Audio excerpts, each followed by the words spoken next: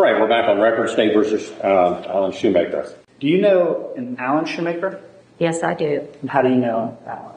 We were married for 36 years. At some point, did you file for divorce? Yes, I did. When was the divorce filed?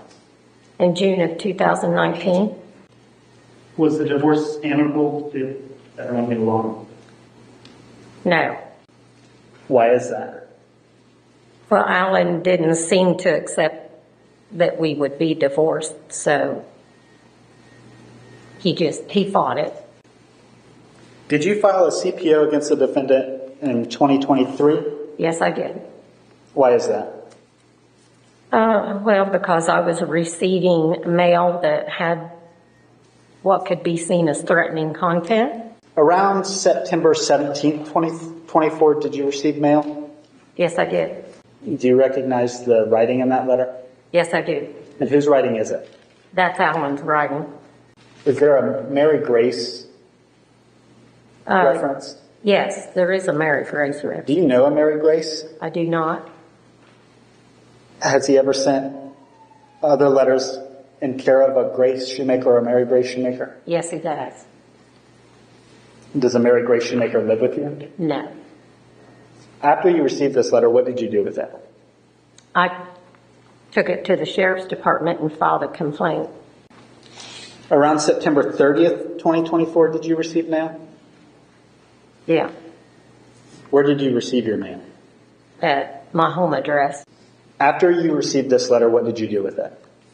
Took it to the sheriff's department to file a complaint. Gotcha. Around May 1st, 2025, did you receive mail? Yes. Among those names, there is an Angie Roush. Do you know who that is? Yes, she was my supervisor at work. At work? Mm-hmm. There's also a Teresa Rhodes. Do you know who that is? Yes, she was my coworker. And to your knowledge, is there any connection between your children and either Angie Roush or Teresa Rhodes? No. When you received this letter, did you understand it to be intended for you or your household? Yes. And then after you received it, what did you do with it? I took it to the sheriff's department to file a complaint. On June 18th, 2025, did you receive mail? Yes. And what does that letter specifically say about Dr. Drew? Give Miss Collins Dr. Drew's information. To your knowledge, was the defendant aware that you were seeing Dr. Drew? Yes. And then after you received it, what did you do with it? I took it to the sheriff's department to file a complaint. No further questions. All right, Mr. Shoemaker, if you wish to ask the witness questions, you may do so at this time. Stand at the lectern, please. You received those letters. Correct. And you opened them? No. You didn't open them? No. You gave them to Ethan? Yes. And then he gave them back to you? He came to the house and he opened them and read them and left them at the house. Okay. Did he ever receive any other mail at that address? Yes. So that was an address where he had told me that if I needed to get a hold of him to send letters to that address. Objection. Also stating that you're not permitted to testify at this point. You have to ask questions. Right. Where do you work? Okay, what is that? What does it do? Objection. Relevance.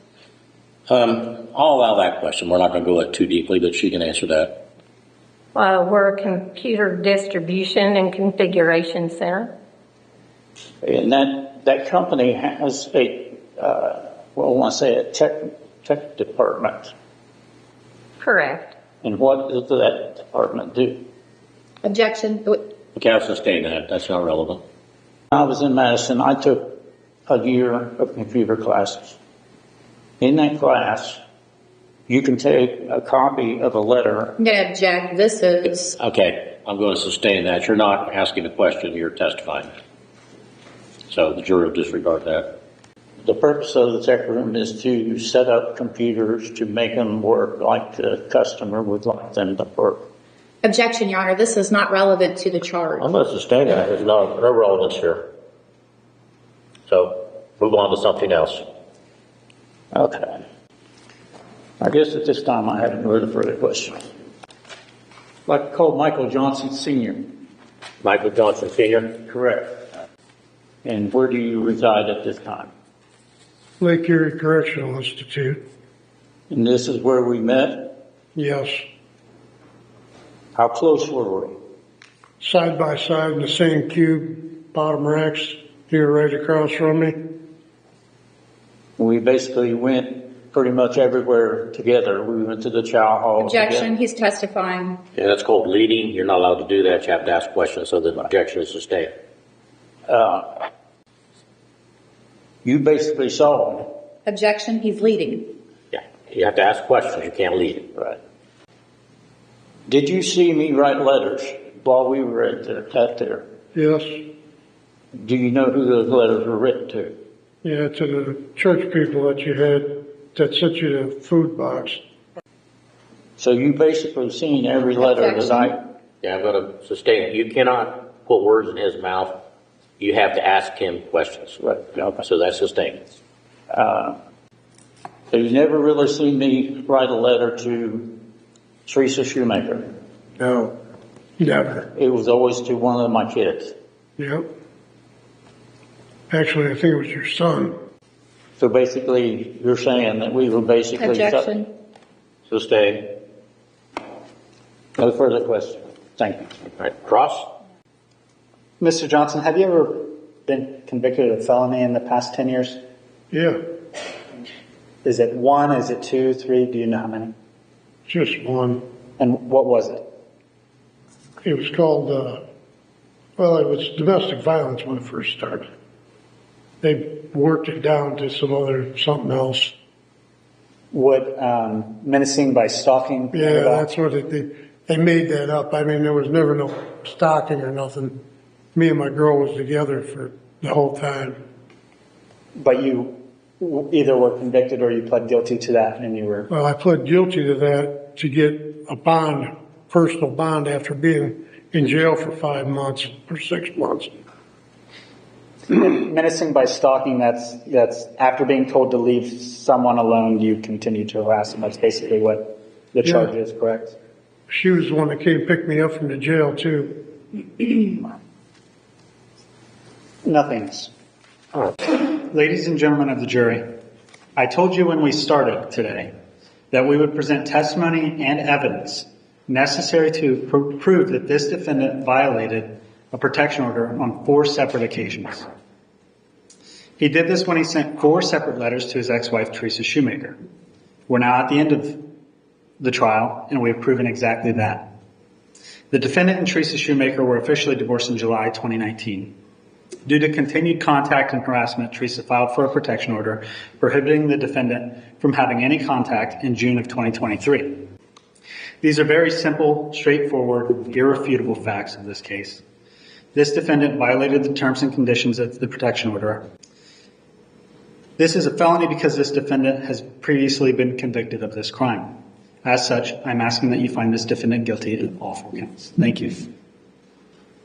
All right, Mr. Shoemaker, you have the opportunity to make a closing argument on your own behalf. The letters was written to my kids. Their name was on the outside, their name was on the inside. The only name on the protection order is Teresa's name. Her name was never mentioned. So, that's basically all I've got. Thank you very much. All right, court's been informed that the jury has reached a verdict, and Mr. Link, you're the foreperson. If you would hand those to the clerk, please. In the Court of Common Pleas, Highland County, Ohio, State of Ohio versus Alan W. Shoemaker.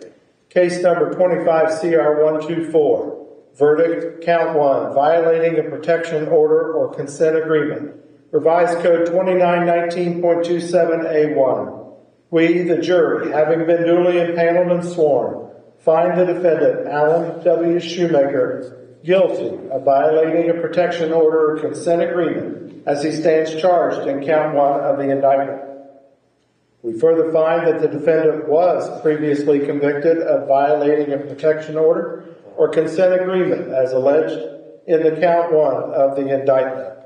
All right, then, ladies and gentlemen, well, first of all, the court will accept the findings of the jury and enter findings of guilty on each of the 4 counts that was set forth in the verdict forms. Now, ladies and gentlemen, that'll complete your service. I want to thank you for your service. And I'm going to step off, and if everybody would remain, please. All right. Anything from the state regarding sentencing? Your Honor, we would ask for 4 consecutive sentences as these are 4 separate events. All right, Mr. Shoemaker, is there anything you would like to say on your own behalf? No, sir. Because this has been going on since 2019, and in trouble because of 2 things. Pen and paper. Yeah. You're the only person I know that seems determined to stay in prison. Because you've been convicted over and over again. 2019, violated protection order. 2019, breaking in, and I think that started out maybe as burglary. And then also menacing by stalking and violated protection order. So that's 2 violations. Failure to appear 2019. 2020, violating protection order. There's 3. 2023, violating protection order. There's 4. All of these because you're writing and sending stuff to your ex-wife. No reason to communicate with her. You know that your kids don't live with her, but you continue to send her stuff. You want to try to stay in her mind. I understand that you have deeply founded religious beliefs, but that's no excuse for violating the law. In the eyes of God, as still married to this woman, that's fine. Mental health evaluation, they said you finally admitted that in the eyes of the law you're divorced. So why would you want to send something to her? Why? There's just no reason. There is no reason at all, except you want to continue to harass this woman and to keep her upset. Not harassment. Well, you continue to do it. There's no other reason. You have no legitimate reason.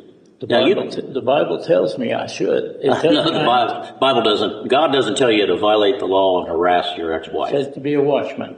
And you have no right to do that. And there's no doubt in my mind that the only thing that's going to stop you is death. And so it requires for her protection. Because quite honestly, one of my concerns has been over the last, because it's been going on for so long, is that you might finally get smart, quit doing it so you can get out. And then, my concern would be that you would cause her physical harm. But you continue to write letters, and you'll probably continue to do so because you can't stop yourself, or you won't stop yourself. So the only thing I can do to protect her is to make sure that you stay in custody as long as possible for these violations. Justifies the maximum sentence. If there was ever a justification for it, it's this case. This is not a TCAP case, which would require the time to be served in the county jail. So in this case, this time is to be served in prison.